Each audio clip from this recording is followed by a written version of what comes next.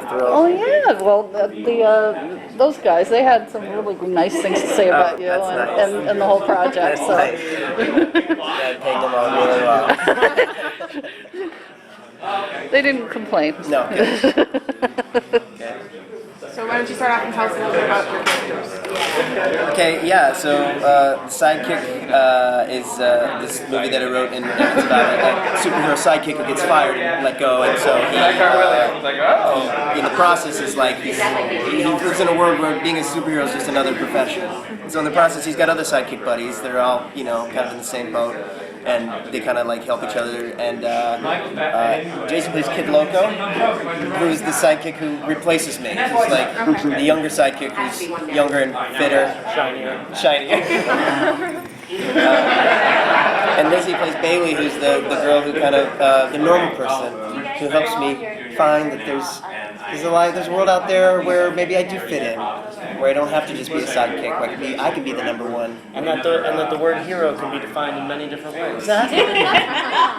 Really? Yeah. My line is, maybe heroes exist in everyday life after. Well, it doesn't resonate as much now.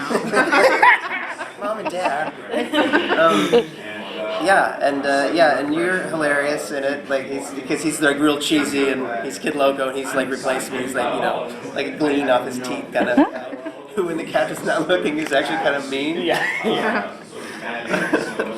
But yeah, we had a really fun time doing it. Jason and I had like this scene where he had like get in my face and we kept just laughing. Well, it's also such a fun world to be in. One of the scenes that we have together is outside a superhero club. So we had this nightlife, whatever that would be, just people where the superheroes hang. Yeah, exactly. And one guy gets in before the others, and it's like, exactly. It was a fun world to sort of exist in. And I think also a lot of the people who are there had more fun than they. Watching all of our, most of us have known each other. Rob obviously knows everybody, but I've known a lot of those people. And if you put a boy in tights and give him a cape, and they're just like pumped about it. Immediately, so you bring them all running around. Yeah, it's so true. You had a scene where you were supposed to you're like, Captain, you say something, you're off. And we just need you to exit, but you were bounding off. Oh, yeah. Exactly. Martin Starr, too. Loved it. Creeping away. Oh, yeah. Didn't want to eat. Okay. Did y'all listen to any certain music? That was relevant to yeah. Megadeth. Anyway. As the normal character. Yeah. Like Megadeth. Yeah, just needed to do some Megadeth. Right. Us listening to classical. No, the world that we created, we wanted it to be this sort of normal world where being a superhero is just another profession. So that you're a doctor, lawyer, accountant, superhero, and you've got your little niche where you fit in and the club that you go to and that kind of thing. But we really wanted to be this banal, just kind of like. You just got so there was no sort of underneath it. It really, except for a character like him who's taking it real seriously. The rest of us are just kind of there's a scene where we're doing our laundry, washing our capes, and just talking. Just talking shop with each other. So if anything, the music would be sort of very normal, music. The sidekicks have superpowers? No, nothing superhuman. Mine is catchphrases. I just known as I always had good catchphrases. But nothing you can really apply to anything else. And I said, get in, here, catch. Hey, look out! That's all I could do, And none of the other guys could either. We're just really good partners. Alert, quick. Agile. We're Robin. We're basically Robin at 40. You get the feeling Batman's always going to be fine, but Robin at some point it's need a new Robin. Yeah, exactly. Any hope for the Sidekick 2, the Comic-Con conventions? Exactly. If people were dressing up as these characters, that would make my life. Well, they've already given out capes.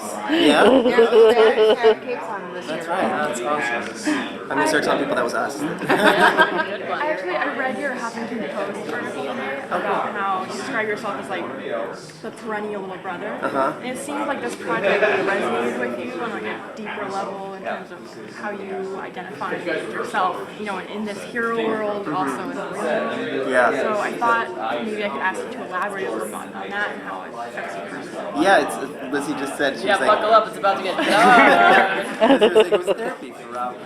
No, I mean, it came into a point in my life where, you know, I turned 40 and I had this realization that if I wasn't an actor, I don't know what else I qualified to do. Like, I went to theater school, I came out here, I started acting in my early 20s, and that's all I've done. So if I gave it up, it's too late for me, you know what I mean?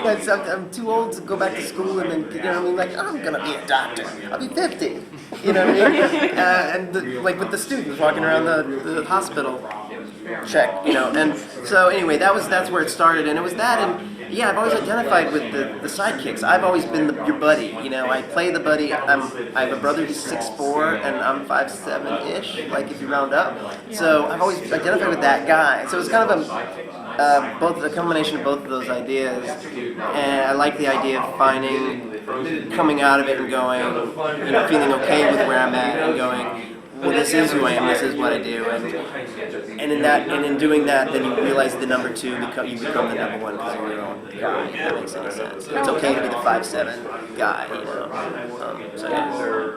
We're gonna rotate one more time. Or last one, then we're gonna rotate. Okay. You've done a lot of big budget stuff and also little budget stuff. What do you love about doing this sort of smaller budget intimate stuff? I think it's a very wonderful time to be an actor right now because your opportunities are so varied, and no matter what you're working on, you can always shoot something with your friends for a few days, and it's good. People will see it. Like, the internet is giving a lot of people opportunities to make stuff that never would have had the means or the time or the equipment or whatever to get it done. And so I'll always want to do this stuff. And the fact that you can do both simultaneously, it sort of like keeps you anchored to why you started doing this in the first place.